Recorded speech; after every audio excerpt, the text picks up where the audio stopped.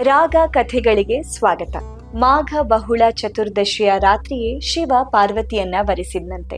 ಹಾಗಾಗಿ ಅಂದಿನ ದಿನ ರಾತ್ರಿ ದೇವಾನುದೇವತೆಗಳು ಎಲ್ಲರೂ ಸಹ ಜಾಗರಣೆಯನ್ನ ಮಾಡಿ ಗಿರಿಜಾ ಕಲ್ಯಾಣವನ್ನ ವೀಕ್ಷಿಸಿ ಶಿವ ಪಾರ್ವತಿ ಇಬ್ಬರನ್ನು ಪೂಜೆ ಮಾಡಿದ್ರಂತೆ. ಹಾಗಾಗಿ ಜಾಗರಣೆ ಪದ್ಧತಿ ಆಚರಣೆಗೆ ಬಂತು ಅನ್ನೋ ನಂಬಿಕೆ ಇದೆ. ಶಿವರಾತ್ರಿಯಂದು ಅಂದ್ರೆ ಮಾಘ ಮಾಸದ ಕೃಷ್ಣ ಪಕ್ಷದ ಚತುರ್ದಶಿಯ ದಿನ ರಾತ್ರಿ ಶಿವ ಪಾರ್ವತಿ ಇಬ್ಬರು ಜೊತೆಯಲ್ಲಿ ಭೂಮಿಯಲ್ಲಿ ಸಂಚರಿಸ್ತಾ ಎಲ್ಲ ಸ್ಥಾವರ ಜಂಗಮ ಲಿಂಗಗಳಲ್ಲಿ ಸಂಕ್ರಮಣಗೊಳ್ತಾನೆ. ಆ ಸಮಯದಲ್ಲಿ ಅಂದ್ರೆ ಶಿವರಾತ್ರಿಯ ದಿನ ರಾತ್ರಿ ವೇಳೆ ಯಾರು ತನ್ನನ್ನ ಪೂಜೆ ಮಾಡ್ತಾರೋ ಅವರೆಲ್ಲರ ಪಾಪಗಳು ಪರಿಹಾರ ಆಗುತ್ತೆ ಅಂತ ಸ್ವತಃ ಶಿವನೇ ತಿಳಿಸಿದ್ದಾನೆ ಅನ್ನೋದರ ಬಗ್ಗೆ ಶಾಸ್ತ್ರೋಕ್ತಿ ಇದೆ. ಸಾಮಾನ್ಯವಾಗಿ ಎಲ್ಲಾ ಶಿವನ ದೇವಾಲಯಗಳಲ್ಲೂ ಸಹ ಮಹಾಶಿವರಾತ್ರಿಯ ದಿನ ರಾತ್ರಿ ಇಡೀ ಗಂಗಾ ಜಲಾಭಿಷೇಕ, ಪಂಚಾಮೃತ ಅಭಿಷೇಕ ನಡೆಯುತ್ತೆ.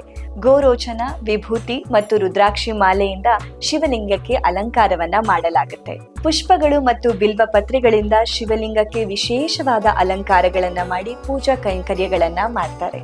ಮಹಾಶಿವರಾತ್ರಿಯ ದಿನ ಶಿವಲಿಂಗಕ್ಕೆ ಬಿಲ್ವ ಪತ್ರೆಯನ್ನ ಇಟ್ಟು ಪೂಜೆ ಮಾಡೋದ್ರಿಂದ ಯಾಗ ಮಾಡಿದ ಫಲ ಇದೆ ಅಂತ ಹಿರಿಯರು ಹೇಳ್ತಾರೆ. ಇಂತಹ ಇನ್ನಷ್ಟು ಕಥೆಗಳಿಗೆ ನೋಡ್ತಾ ಇರಿ ರಾಗ ಕಥೆಗಳು.